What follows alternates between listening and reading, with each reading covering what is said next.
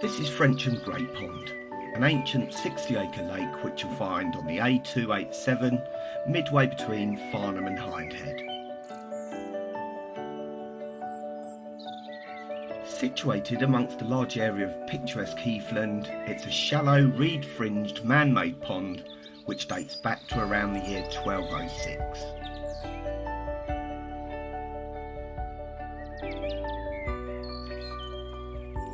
Featuring 32 swims, this beautiful lake is renowned for its large stocks of quality tench up to £9, which can be tempted on a wide range of methods alongside specimen-sized roach and rudd to £2 plus, as well as perch to £3 plus.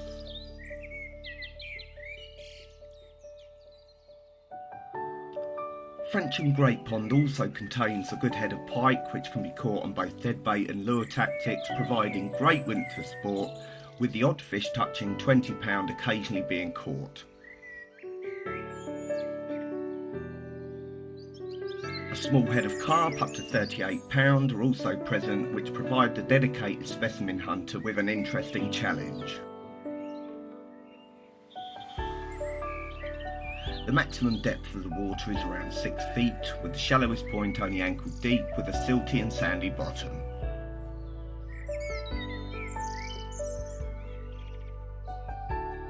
The site is valued for nature conservation as the surrounding heathland is an internationally rare habitat and supports a wealth of associated wildlife. Amongst other things, it's a special protection area, special area of conservation, as well as being a site of special scientific interest.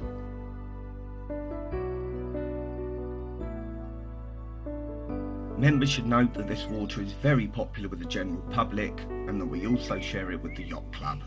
Early morning, evening and midweek sessions are advised, particularly in the summer. Members can fish all banks with the exception of the area from the front of the hotel to the front of the yacht club and the private land in the southeast corner of the lake. At the end of Pond Lane, turn right at the Frensham Pond Hotel and you'll see a lay-by on your left hand side. The first swim you'll see is number 1, the drain swim, so named because of the outflow to the left hand side of the swim.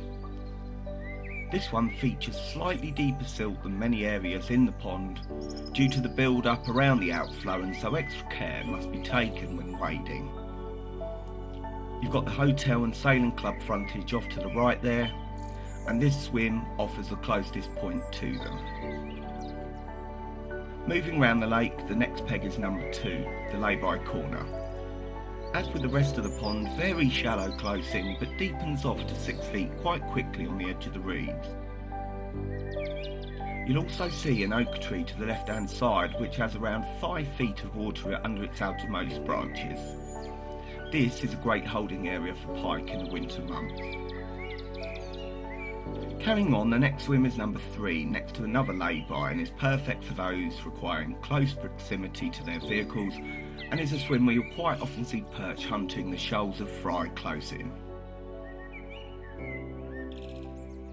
Pegs 4 to 7 along the bridle bank all face out to the front of the hotel and sailing club.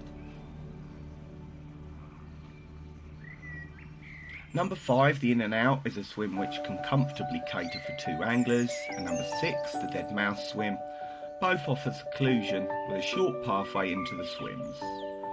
All feature reed beds on either side, with a shallow margin sloping off quite quickly into 6 feet of soft silt, which features in all these pegs, but please be aware that, as the name implies, the bridle bank is regularly used by horse riders, and so care must be taken when fishing along here.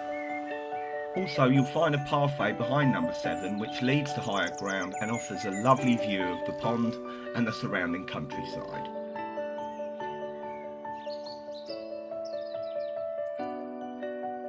Pegs 8 to number 11, the traffic lights, are noted rudd swims where anglers fishing traditional float tactics close in, feeder tactics or light ledgering out to small beds of feed can expect to catch good numbers of these attractive fish, with many over £2 and the chance of a real monster along the way.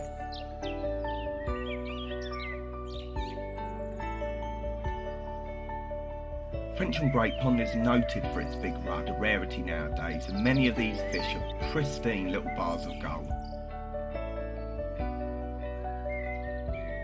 Pegs 12 to 15 face out to the central section of the lake, a large expanse of open water.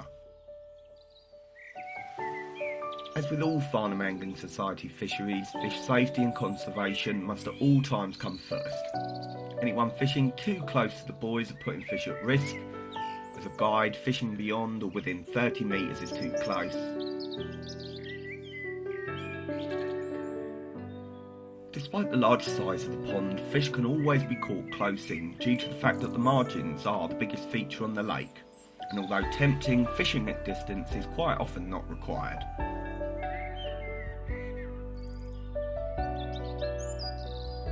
Please note that umbrellas and storm sides may be used all season. Bivvies are permitted from 1st of October until the end of the season. Furthermore, due to the fire risk, no open fires or barbecues of any kind are permitted on this fishery. Number 16, to the right of the fenced off compound, is an area in which the sailing boats turn, so please be aware of this when fishing.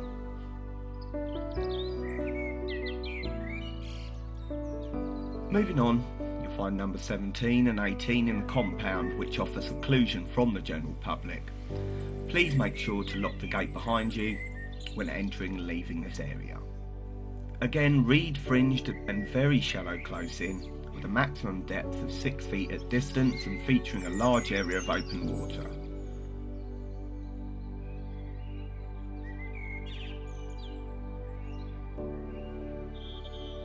Carrying on round the lake, you'll see the main car park off Bacon Lane, in which members can park their vehicles. Please note that the gates are always shut from 9 PM onwards and remain locked until the morning. Moving on, you'll come to the beach and swimming areas.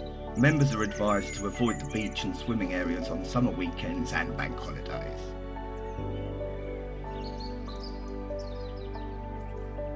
Next up, number 19 and 20, the rat pit, which you'll find in another wooded area. Access to this area is around the back of the beach areas, which are themselves difficult to negotiate due to the deep sand. These are great swims for all species and very popular, as it's sited between the two swimming areas where fish are quite often drawn to the disturbance caused by the swimmers during the day. Moving on to the northeast corner of the lake, you'll find 21 and 22, the alders, which are once again situated in a lovely wooded area featuring gates, which once again must be locked when entering and leaving. These areas are also special conservation areas, which are a haven for the local wildlife. The rest of the swims along this bank feature large reed beds between each, so as to give a lovely feeling of seclusion whilst fishing. Number 23, the Sunburn, so named because of the lack of the cover in the summer months, is a great swim for the pike due to the undisturbed marginal areas on either side. Number 24, the Oak Swim, is another double peg which will accommodate 2 anglers fishing together. A lot of open water out in front of this one, so lots of options. An advisory note to members who wish to fish along this bank is that there are a large number of wood ant colonies, so be sure not to set up on or near their nests, as they can give you quite a painful bite if provoked. These are great tent swims. Again, traditional methods and baits such as sweet corn, worms and casters will definitely catch you some fish, but if you're looking to bag up, then an initial introduction of ground bait, particles, boilies or pellets will attract the shoals, and regular topping up will prolong the feeding activity. The tent catching on this fishery can be truly exceptional at times, with fish to over 9 pounds, with the average size 4 to 6 pounds, and then there's a definite possibility of a double figure fish. Waders are quite often required on this fishery to enable the safe playing, netting and retention of fish. Moving further along this bank, you'll find number 25 and 26, the left-hand and right-hand tunnel swims, which again are flanked on either side with large reed beds. The right-hand tunnel swim features a jetty for convenient fishing. Number 27, the platform swim, features a large wooden platform out in the lake with around 5 feet of water straight out in front of it. This swim requires waders to be reached, and it's the last swim which can be fished along this bank, with a private residence to the left which is out of bounds and so offers sanctuary to the fish. Moving round the corner and down Pond Lane to the end of the private residence, you'll see another lay-by on the right hand side and a pathway which leads down to number 28, the fence swim, with an undisturbed margin to the right and bay extending to the left. To the left of this you'll find the secret swim.